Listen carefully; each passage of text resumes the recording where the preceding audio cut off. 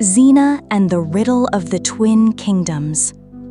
Before the winds forget, and before the stars go quiet, let me tell you another story. A story about a girl named Zina, the girl they once called cursed, but who became the hope of a kingdom. This time, her journey was not about rain or harvests. It was about a riddle, a festival, and a promise to protect someone very dear. So close your eyes. Let the story begin. Every 10 years, two great kingdoms, Udu and Edi, came together. They danced, they drummed, they wore their finest wrappers, and painted their walls with colors.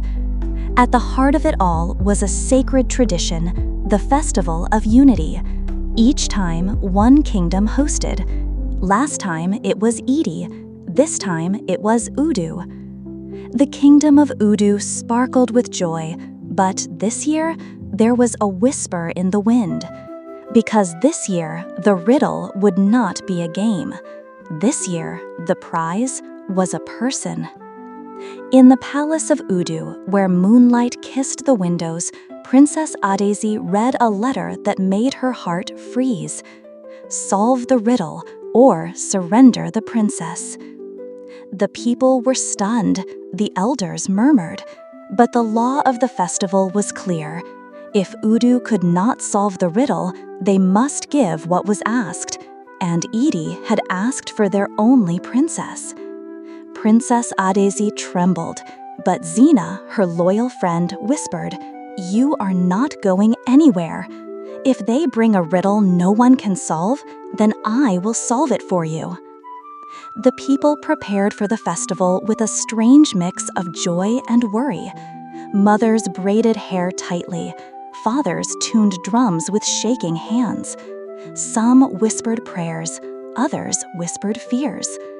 Zina walked through the village in silence. She listened. She watched the trees, the sky, the way the wind moved. She was not afraid, because she knew the answer would come. Morning came with golden light.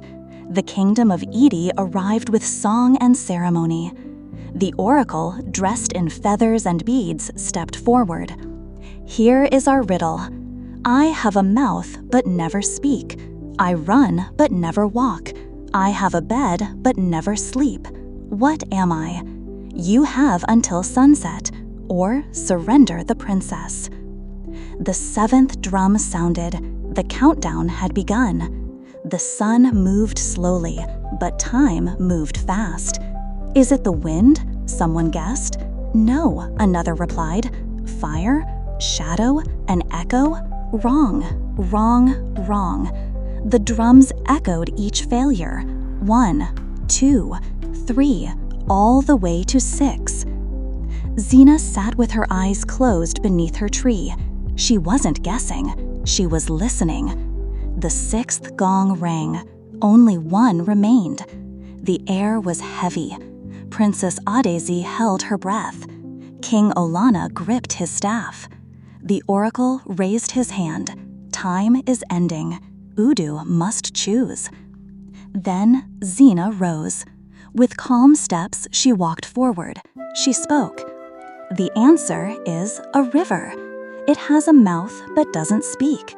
It runs but doesn't walk. It has a bed but never sleep." The oracle paused, then smiled. Correct.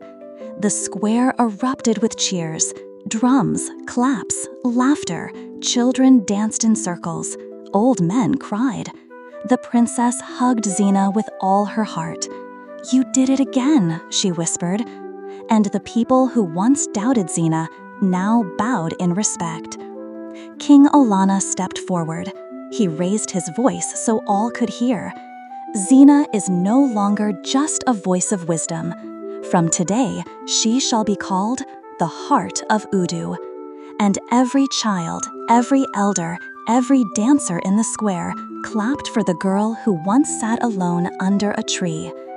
That night, the stars were brighter. The kingdoms shared a meal, and peace sat on every roof like a gentle bird. Zina returned to her tree, not because she was lonely, but because she loved its quiet wisdom. The wind blew softly through the leaves. It whispered, "The girl they once feared now leads them with truth." So sleep, little one, and remember, every riddle has an answer.